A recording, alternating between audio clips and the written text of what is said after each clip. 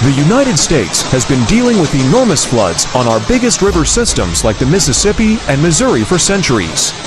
In 1927, the Mississippi's levees could not hold back the water from record precipitation, and 27,000 square miles flooded over 7 states, resulting in a death toll of 246. In 1993, Midwest flooding cost $30.2 billion and 48 lives.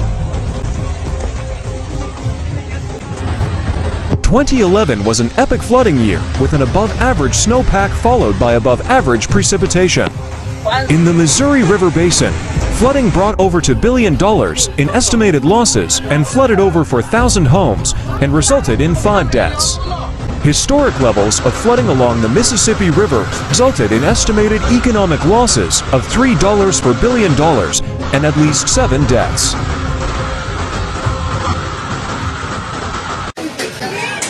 These types of major riverine floods will continue to occur as long as snow and rainfall from the sky, and yet many people will be surprised every time a flood occurs.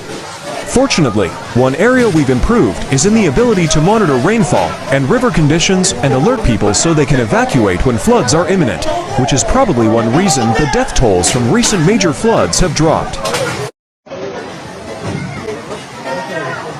Unfortunately, the most costly floods in terms of lives lost continue to be those that result when the infrastructure we build fails. In 1889, the South Fork Dam north of Johnstown, Pennsylvania collapsed, killing 2,200 people.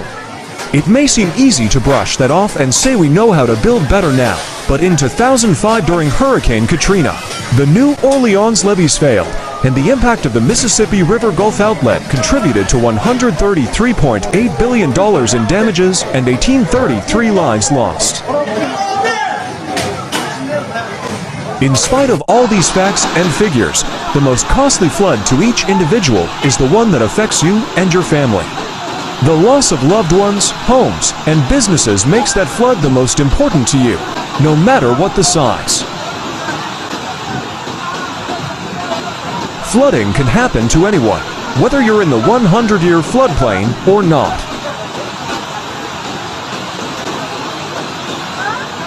The best way to protect your family and home is to live on high ground in the first place. Dams and levees can fail, so they should be the last line of defense, not the first.